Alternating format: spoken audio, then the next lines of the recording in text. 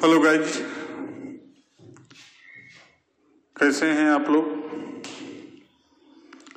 आप लोगों को नमस्कार। तो हम लोग एक बार फिर अगले टॉपिक के साथ उपस्थित हुए हैं। कुछ वैसा टॉपिक को रखने जा रहे हैं जो चैप्टर के लिहाज से थोड़ा वीवीआई है, आगे फ्यूचर के लिए भी, कंपटीशन के लिए भी, या आगे और चैप्टर के लिए भी थोड़ा इम्पोर्टेंट टॉपिक है ये, जिससे खास करके मेटल और नॉन मेटल के बहुत सारे कैरेक्टर के बारे में पता चलता है। उसकी जानकारी हमको इस टॉपिक से मिलने वाला है। तो वही टॉपिक को हम लोग यहाँ पर देखने जा रहे हैं। वो टॉपिक है कि हम लोग पिछले क्लास में देखे थे इलेक्ट्रोकेमिकल सीरीज।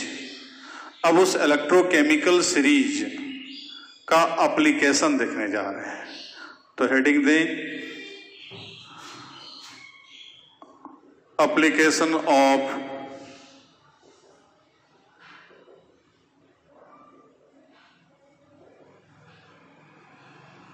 Electrochemical series.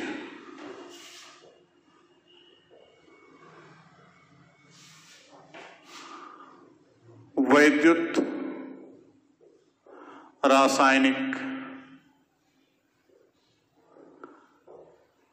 श्रेणी के अनुप्रयोग।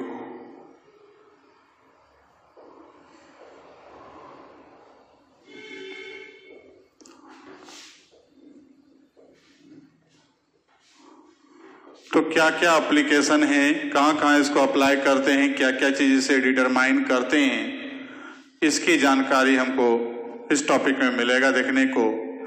तो हम लोग देखते हैं दिस टेबल और series is applied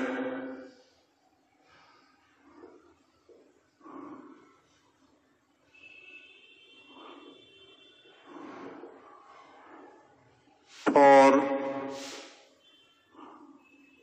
determination of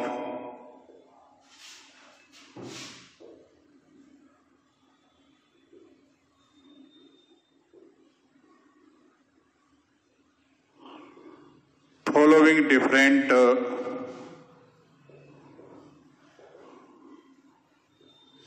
things। पहला number,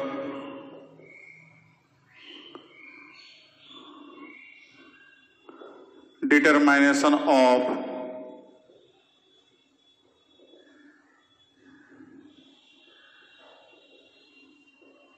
electron releasing capacity and electron gaining capacity।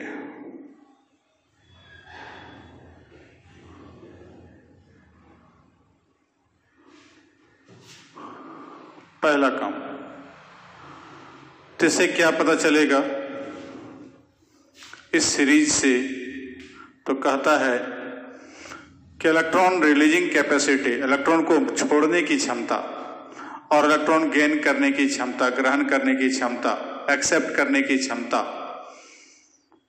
ये दोनों चीज पता चलेगा according to standard reduction potential, जो SRP है यहाँ पर दिया हुआ। इसका वैल्यू SRP का मान इस सीरीज में, जो हम पिछले क्लास में बोले कि कोई भी बुक उल्टाएंगे आप लोग तो उस बुक में आपको इस टाइप का ढेर सारा, मतलब प्रत्येक बुक में सवाल तो मिलेगा ही, लेकिन एक टेबल मिलेगा।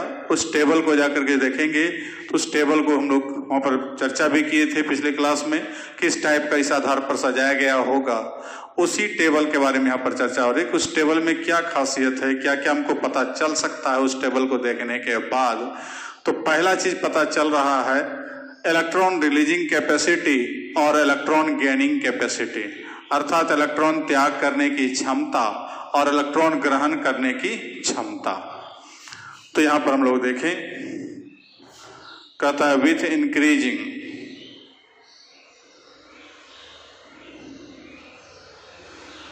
वैल्यू ऑफ एसआरपी, फिर से एक बार यहां पर लिख दें, स्टैंडर्ड, पहले इसका फुल फॉर्म कर चुके थे, reduction potential of elements there electron releasing capacity decreases.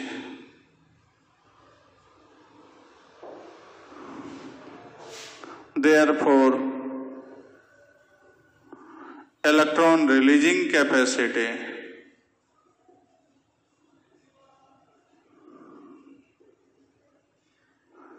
is proportional to 1 by SRP. SRP बढ़ता है, कहता है with increasing SRP, value of SRP, SRP का मान बढ़ता जाएगा तो उसके इलेक्ट्रॉन त्याग करने की क्षमता घटता जाएगा। तो इसका मतलब अपोजिट चल रहा है, ये बढ़ेगा तो ये क्या होगा, घटेगा। तो इसलिए यहां पर लिखे कि इलेक्ट्रॉन रिलीजिंग कैपेसिटी जो होगा वो SRP का उल्टा चलेगा। SRP बड़ा, SRP लार्जर है, इलेक्ट्रॉन रिलीजिंग कैपेसिटी कम है, SRP कम है, तो इलेक्ट्रॉन रिलीजिंग कैपेसिटी क्या है, अधिक। अपोजिट चल रहा है यहां पर, ठीक है, समझ रहे हैं।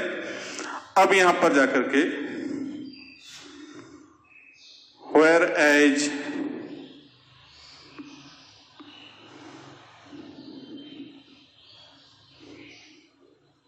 With increasing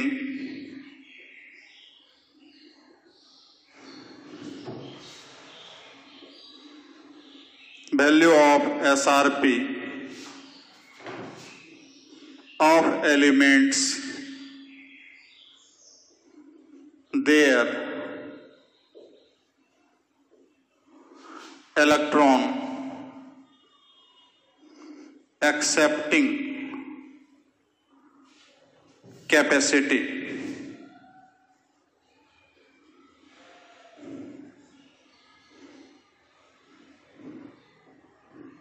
increases।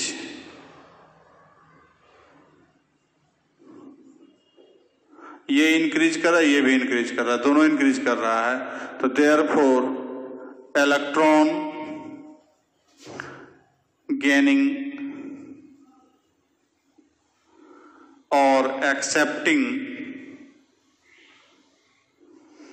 Capacity is proportional to SRP।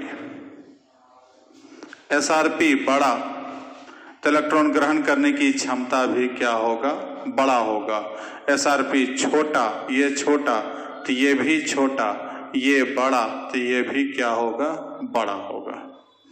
जबकि इलेक्ट्रॉन त्याग करने की क्षमता में उल्टा चलेगा, ये बड़ा तो ये छोटा और ये छोटा तो ये बड़ा, ठीक है। तो इस प्रकार से आके जो है कि हम लोग पहला चीज हमको पता चल गया कि इलेक्ट्रॉन त्याग करने की क्षमता एलिमेंट का क्या होगा, SRP से क्या रिलेटेड है, इलेक्ट्रॉन ग्रहण करने की क्षमता क्या कैसे रिलेटेड है। तो यहाँ पता चल गया इनवर्सली प्रोपोर्शनल, यहाँ पता चल गया डायरेक्टली प्रोपोर्शनल। ये बढ़ेगा तो ये भी बढ़ेगा, ये घटेगा तो ये भी घटेगा। यहाँ पर ये बड़ा तो ये छोटा, वो छोटा तो वो बड़ा।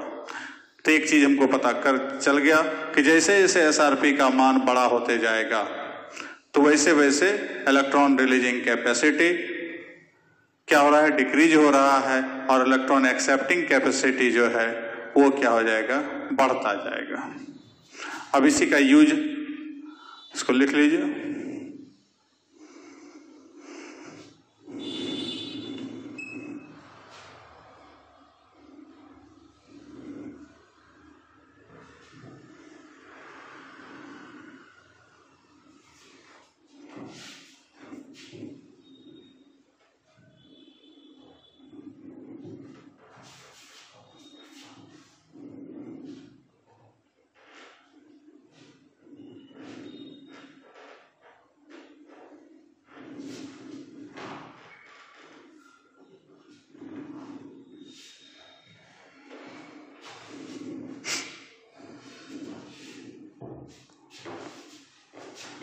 दूसरा,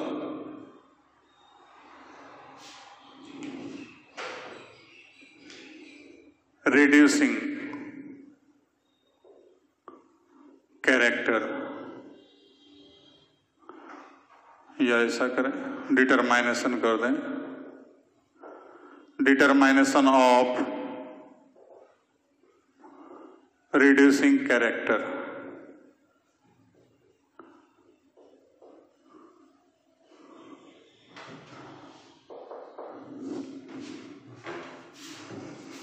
तो रिड्यूसिंग कैरेक्टर का भी डिटरमाइनेशन यहीं पर होता है।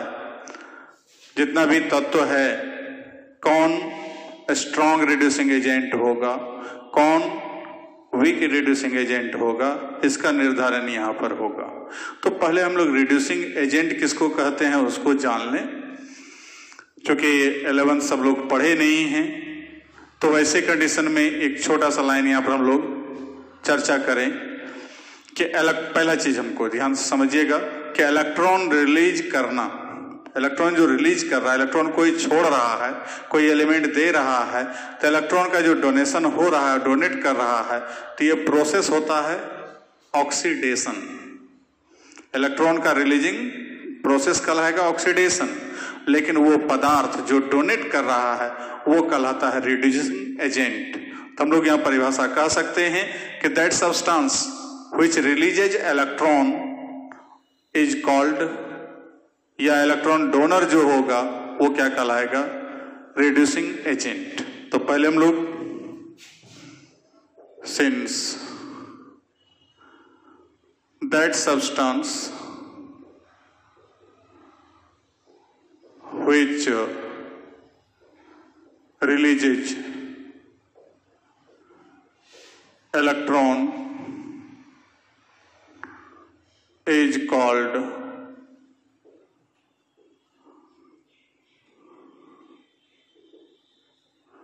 reducing agent, that is electron donor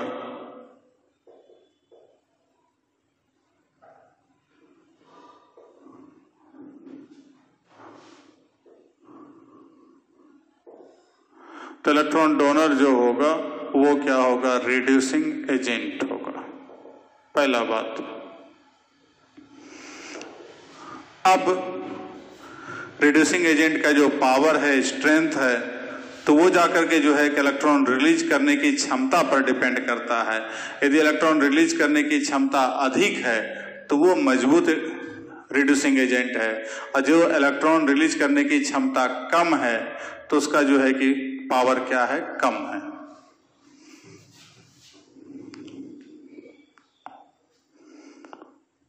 and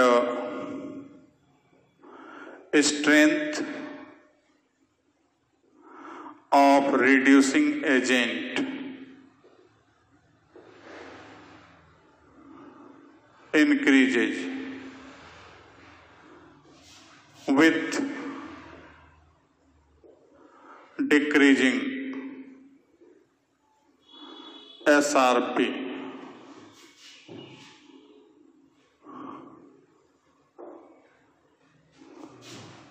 That is strength of reducing agent.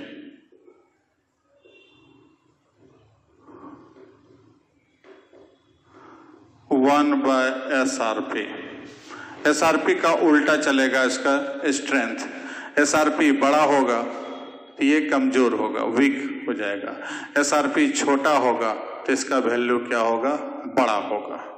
याद रहेगा कि SRP पर हमको अपोजिट चल रहा है, SRP का बड़ा मान, इसका मान छोटा, स्ट्रेंथ छोटा, कमजोर होगा, और SRP का मान छोटा जिसका होगा उसका वो क्या होगा, मजबूत होगा। So, with increasing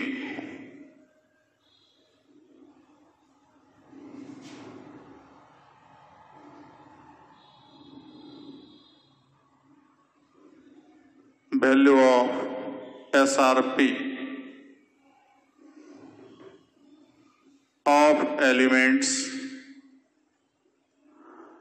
in each ECS, electrochemical series. Electrochemical series.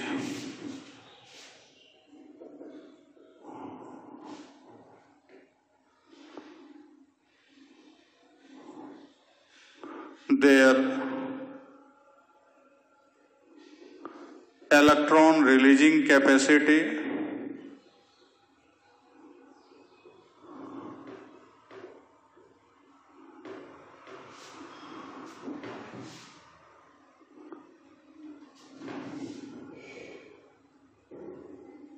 and strength of reducing character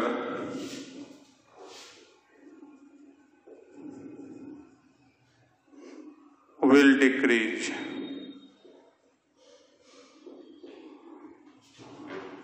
तो ये जाकर के क्या होगा, एसआरपी बढ़ेगा, जिसके परिणाम स्वरूप इसका इलेक्ट्रॉन रिड्यूसिंग कैरेक्टर घटेगा। इलेक्ट्रॉन रिड्यूसिंग कैरेक्टर घटेगा तो स्ट्रेंथ भी क्या होगा, घटेगा। तो दोनों यहां पर क्या हो रहा है, घट रहा है। अब इसको हम लोग एक एग्जाम्पल के रूप में या सारणी के रूप में दिखला दें तो ज्यादा समझ में आएगा। चलिए हम लोग देखते हैं।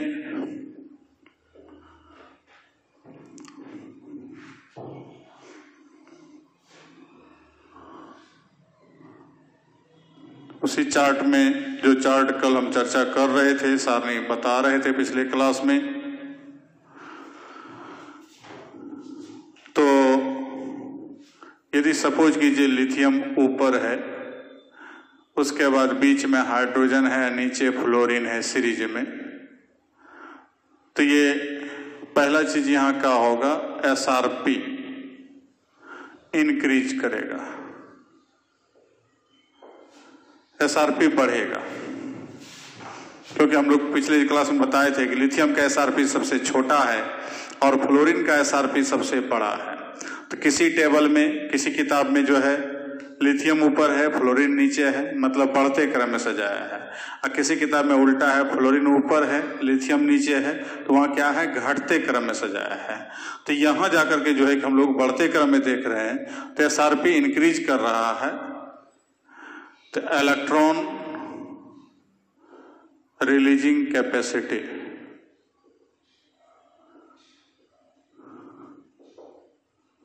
Will decrease.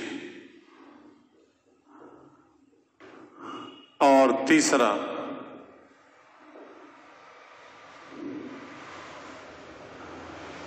स्ट्रेंथ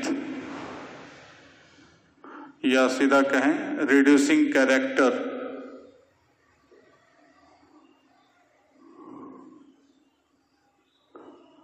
also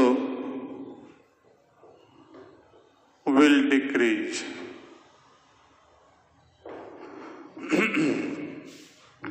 तो ये भी घटेगा और ये भी क्या होगा, घटेगा। तो वैसे कंडीशन में therefore lithium will be strongest reducing agent and fluorine it will be weakest reducing agent, सबसे कमजोर। क्योंकि ऊपर से नीचे बढ़ रहा है तो ये दोनों चीज घट रहा है, तो घट रहा है तो ये सबसे मजबूत होगा और ये सबसे क्या होगा, कमजोर होगा। तो ये याद रखना है। अब यदि बाय द वे हमको दो चार तत्व दे दिया और उसको कहता है अरेंज कीजिए, सबका एसआरपी का मान दे दे और हमको कहे अरेंज करने के लिए, तो हम वो भी अरेंज कर सकते हैं। कि जैसे यहां पर एक अदर एग्जाम्पल्स,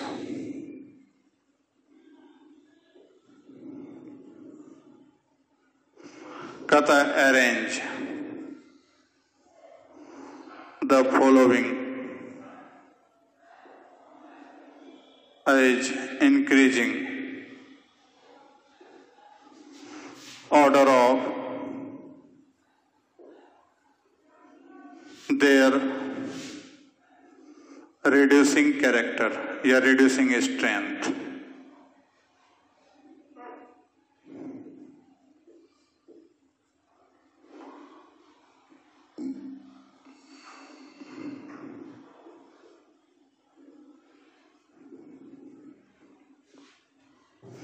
तो जैसे यहां पर हमको कुछ एलिमेंट दिया, लिथियम है, मैग्नीशियम है, Zn है, कैल्शियम है, सोडियम है।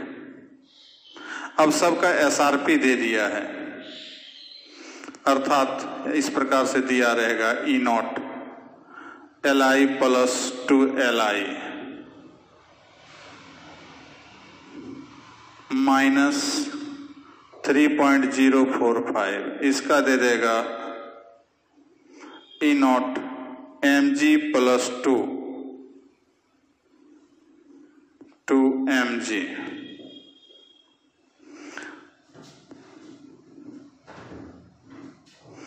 माइनस 2.37। Zn का दे दिया E0 Zn plus 2 Zn minus 0.76 volt, सब जगह वोल्ट भी खाली दे देते हैं सिंबल। कैल्शियम, इसका दे दिया E0 Ca plus 2 Ca equal to minus 2.886 volt. और sodium E0 Na plus 2 Na, इसका मान दे दिया माइनस 2.714 वोल्ट। ये सारणी में दिया रहेगा आपको, आपका जो सारणी है टेबल है उसमें ये वैल्यू दिया हुआ है, तात्कालिक हम वहीं से दिए हैं इसको वैल्यू। सबको याद करना भी संभव नहीं है, डाटा दिया रहता है वहां पर, सवाल जब देगा वहां पर आपको एग्जाम में तो ये डाटा दे देगा, आपको कुछ सोचने की जरूरत नहीं है। अब यहां पर देखिए, इसके सिर्फ वैल्यू से हमको पता करना है। अब इसी से बाय द वे बहुत टाइप का क्वेश्चन उठ सकता है, ऑब्जेक्टिव में दे दिया है, MCQ में, इनमें से कौन सबसे मजबूत रिड्यूसिंग एजेंट होगा, इनमें से सबसे कमजोर कौन रिड्यूसिंग एजेंट होगा। इतने में से हम यहां तो देख लिए कि सबसे कमजोर फ्लोरीन है, सबसे मजबूत लिथियम है, लेकिन ये पूरे सारणी की बात हो गई। यहां जो हमको सिर्फ ये 5 तत्व दिया हुआ है, इसमें सबसे टॉप जो पावरफुल स्ट्रॉन्ग रिड्यूसिंग एजेंट है, स्ट्रॉन्गेस्ट है, और जो वीकेस्ट है उसको डिटरमाइन कीजिए। और तीसरा क्वेश्चन अरेंज करना है इंक्रीजिंग ऑर्डर में उसके रिड्यूसिंग एजेंट स्ट्रेंथ के। तो रिड्यूसिंग एजेंट का इंक्रीजिंग स्ट्रेंथ यहाँ डिक्रीज हो रहा है ना, तो डिक्रीज यहाँ इंक्रीज, तो इसका मतलब यहां इंक्रीज करेंगे तो यहां क्या करना होगा, डिक्रीज। याद होना चाहिए, अपोजिट चल रहा है, अर्थात इसको इंक्रीजिंग ऑर्डर में सजाना है, तो दैट मीन्स इसको सजाना होगा डिक्रीजिंग ऑर्डर में। अब सबका वैल्यू दिया है, सबसे छोटा जो है वो देखिए, तो सबसे छोटा -3 वाला है, उसके बाद छोटा है कैल्शियम, उसके बाद छोटा है मैग्नीशियम, सोडियम, और तब जाके मैग्नीशियम, और उसके बाद Zn। तो हमको यहां पर अकॉर्डिंग टू SRP, तो सबसे यहां जो है लिथियम का सबसे छोटा है, उससे बड़ा है कैल्शियम का, उससे बड़ा है सोडियम का, उससे बड़ा है -2.37 mg का, और उससे बड़ा है Zn का। तो therefore according to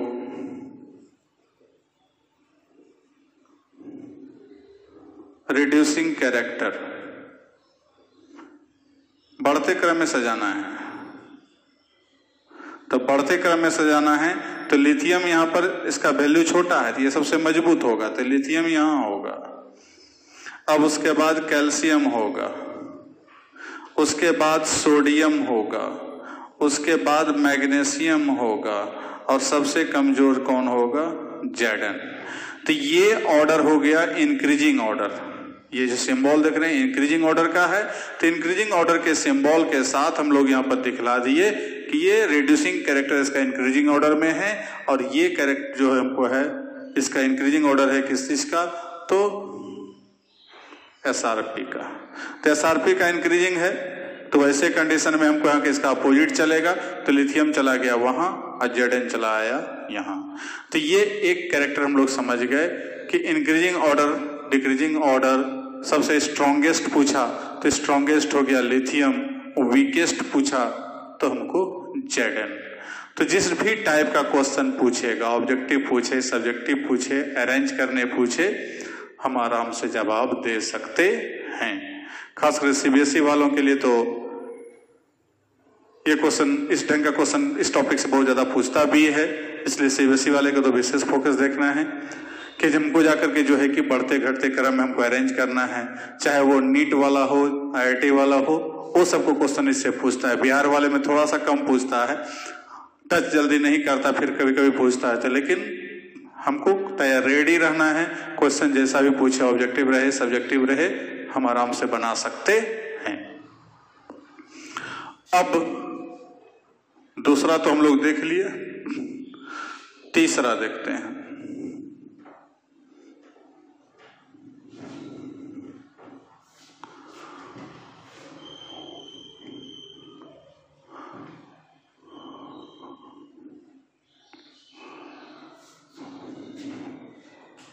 number 3, determination of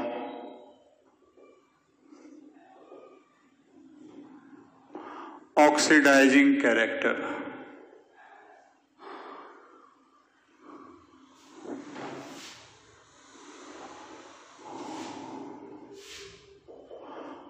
तो सिंस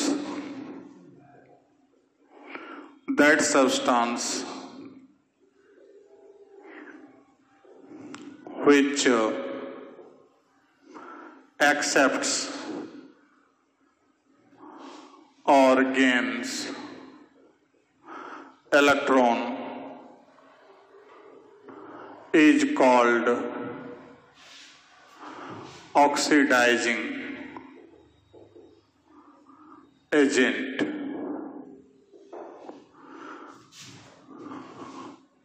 और हम लोग शॉर्ट में कह सकते हैं electron acceptor.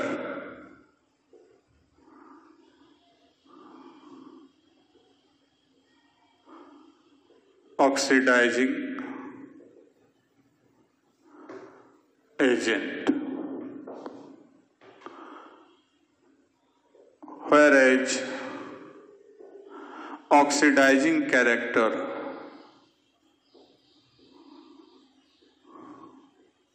is directly proportional to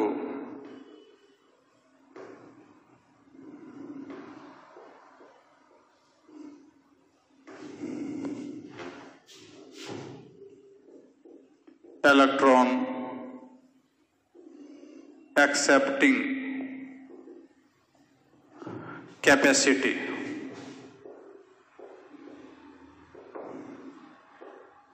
that is, तो ये हो गया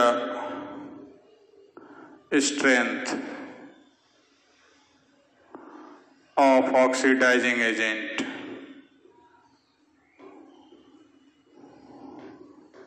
डायरेक्टली प्रोपोर्शनल होगा इलेक्ट्रॉन एक्सेप्टिंग कैपेसिटी। ठीक है कि इलेक्ट्रॉन एक्सेप्टिंग कैपेसिटी बढ़ेगा तो वैसे कंडीशन में उसका स्ट्रेंथ भी क्या होगा? बढ़ेगा। ये छोटा होगा तो ये भी छोटा, ये बड़ा होगा तो ये भी बड़ा होगा। अब पीछे हम लोग जान चुके हैं पहला पॉइंट में, but we also know that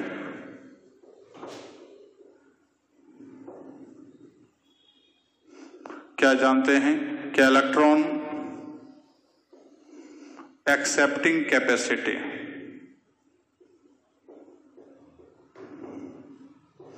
ये डायरेक्टली प्रोपोर्शनल है एसआरपी का। पहला पॉइंट में बताए हैं, एसआरपी का सीधा है, एसआरपी बढ़ा तो ये बढ़ेगा, अब ये बढ़ेगा तो ये भी बढ़ेगा। Therefore strength of oxidizing agent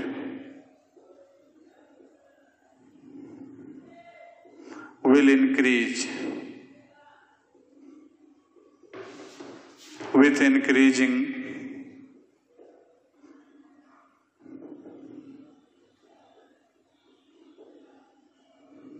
their SRP.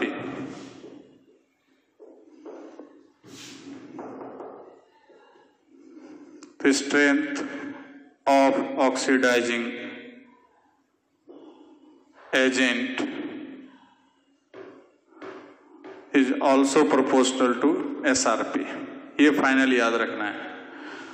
Reducing में उल्टा था, 1/SRP था, और इसमें जो है कि डायरेक्टली प्रोपोर्शनल है। SRP बढ़ेगा, स्ट्रेंथ इसका ऑक्सीडाइजिंग एजेंट का बढ़ता जाएगा। तो यहां पर जाके हम लोग लिख लीजिए, ठीक है।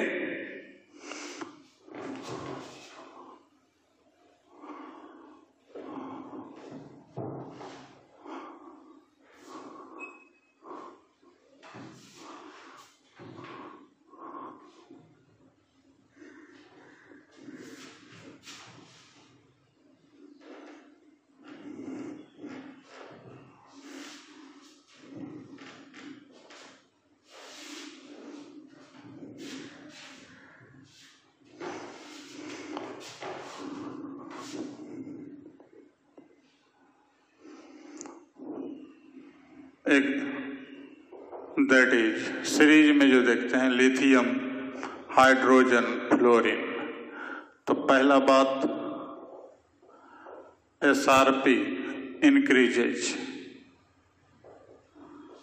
दूसरा इलेक्ट्रॉन एक्सेप्टिंग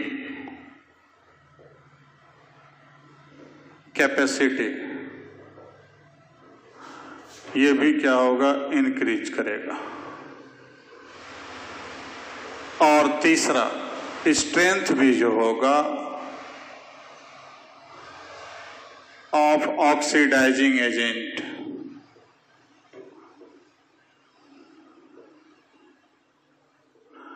ये भी इंक्रीज करेगा।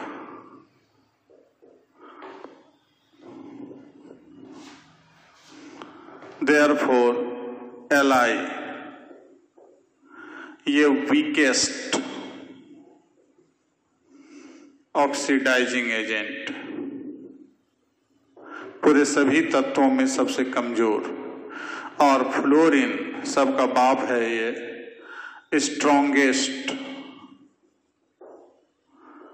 Oxidising agent. इलेक्ट्रॉन ग्रहण करने की क्षमता इसकी ज्यादा है, सबसे ज्यादा। इलेक्ट्रोनिगेटिविटी भी इसका हाई है, इलेक्ट्रॉन एफिनिटी भी। तो इस प्रकार से आगे जो है कि ये सबसे अधिक इलेक्ट्रॉन ग्रहण करने की क्षमता रख रहा है, ग्रहण करता है, जिसके परिणाम स्वरूप ये सबसे मजबूत ऑक्सीडाइजिंग एजेंट है। तो इस प्रकार से किसी भी तत्व का यदि हमको चर्चा किया जाए कि जैसे देन यदि फ्लोरीन, क्लोरीन, आयोडीन, ब्रोमीन, तो इसमें यदि एसआरपी देखा जाए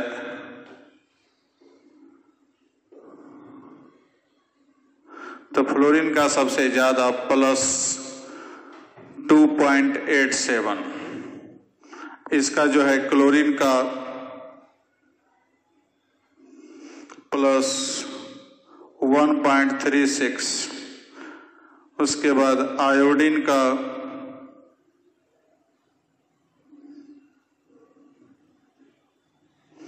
+0.535 और ब्रोमीन का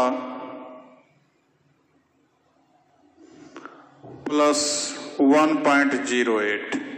अब यहां पर ऑर्डर जो होगा SRP, तो फ्लोरीन सबसे बड़ा है, उसके बाद क्लोरीन है, उसके बाद ब्रोमीन है, उसके बाद आयोडीन है। तो इसलिए ऑर्डर ऑफ ऑक्सीडाइजिंग कैरेक्टर या ऑक्सीडाइजिंग स्ट्रेंथ कहिए तो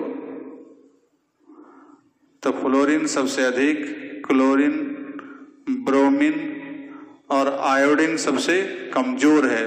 तो इस चारों में यदि तुलना करने के लिए पूछता अक्सर ऑब्जेक्टिव में, पी ब्लॉक जब जाएंगे तो वहां पर भी इसका यूज होगा। कहेगा which of the following is the strongest oxidizing agent. तो ये चारों में से चॉइस दिया रहेगा, तो सबसे अधिक फ्लोरीन है, सबसे कमजोर आयोडीन है। और ऑर्डर तो यहाँ पर हमको दिखलाई पड़ रहा है खुले आंख से कि यहाँ पर जाकर के जैसे जैसे SRP का मान इसका बड़ा है, फिर उससे छोटा, फिर उससे छोटा और सबसे छोटा, तो वैसे कंडीशन में उसी आधार पर यहाँ पर सबको अरेंज कर दिए। तो इसको लिखिए।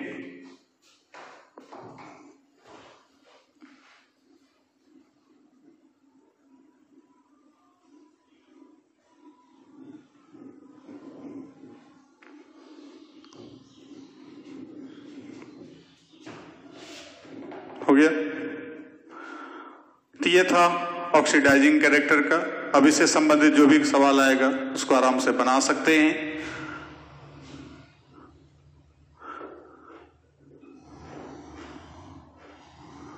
चौथा,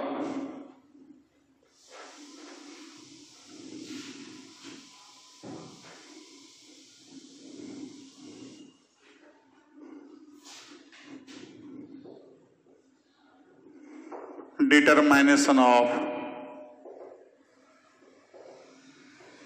metallic reactivity।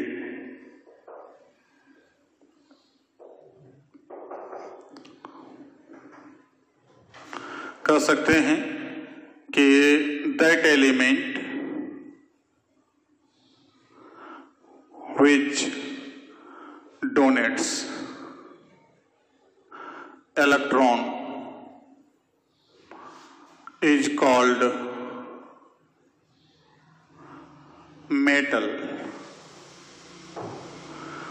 तो जो इलेक्ट्रॉन डोनेट करता है वो क्या कहलाएगा? मेटल। मतलब इलेक्ट्रॉन डोनर जो है दैट इज, इलेक्ट्रॉन डोनर जो भी होगा वो मेटल होगा। अब जब मेटल होगा तो so metallic character of elements also depends on electron releasing capacity।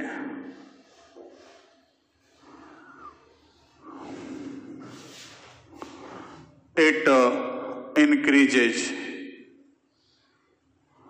with increasing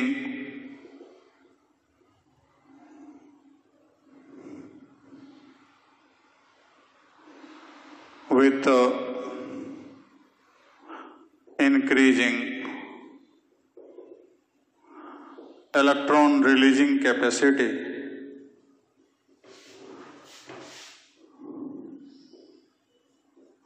तो इलेक्ट्रॉन रिलीजिंग कैपेसिटी बढ़ेगा, दैट इज मेटेलिक कैरेक्टर जो होगा या मेटेलिक रिएक्टिविटी जो होगा इलेक्ट्रॉन रिलीजिंग कैपेसिटी का डायरेक्टली प्रोपोर्शनल है।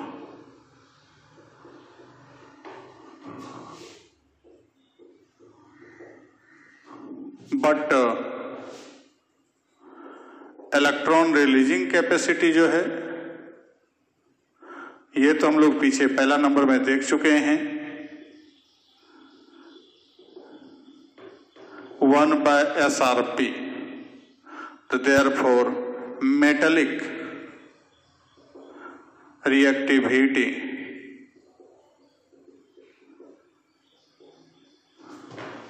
One by SRP। SRP बढ़ेगा, मेटेलिक रिएक्टिविटी क्या होगा, बढ़ता जाएगा, सॉरी घटेगा। इसका SRP बड़ा, ये छोटा तो ये बड़ा।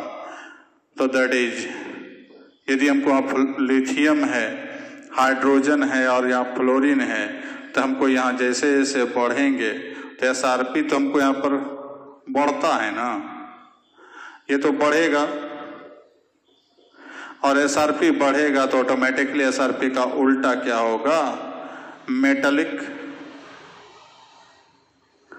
रिएक्टिविटी डिक्रीज करेगा।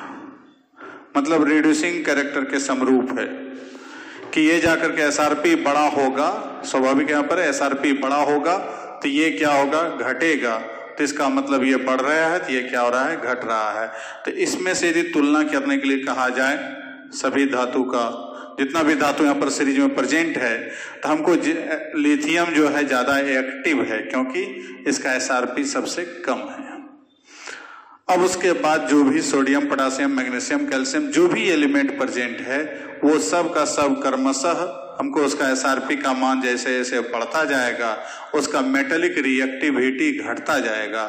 इसलिए नीचे आकर के बहुत कम क्रियाशील धातु आ जाता है और ऊपर में सबसे अधिक क्रियाशील धातु पाया जाता है इलेक्ट्रोकेमिकल सीरीज में।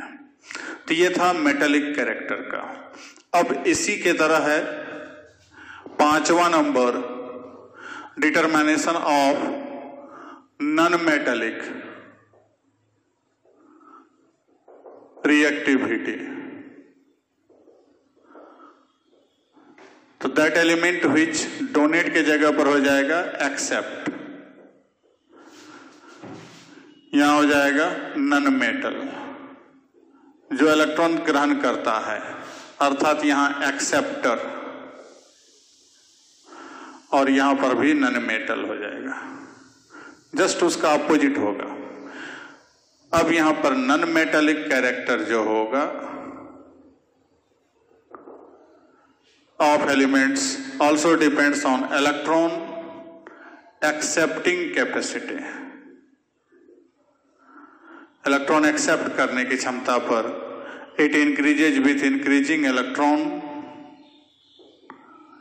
Accepting capacity. तो therefore non metallic reactivity electron accepting capacity का डायरेक्टली प्रोपोर्शनल होगा। लेकिन इलेक्ट्रॉन एक्सेप्टिंग कैपेसिटी जो है ये भी डायरेक्टली प्रोपोर्शनल होता है SRP का, पहला नंबर बता चुके हैं। इसलिए नॉन मेटेलिक रिएक्टिविटी जो होगा ये SRP का डायरेक्टली प्रोपोर्शनल। अब यहां पर यदि हम मेटेलिक हटा करके नॉन मेटेलिक कर दें तो यहां पर ये इंक्रीजेज हो जाएगा। तो इस प्रकार से मेटेलिक का उल्टा नॉन मेटेलिक, मेटेलिक में क्या हो रहा था, SRP बढ़ रहा था, मेटेलिक घट रहा था। इसमें क्या है, SRP बढ़ेगा तो नॉन मेटेलिक रिएक्टिविटी क्या होगा, घटेगा।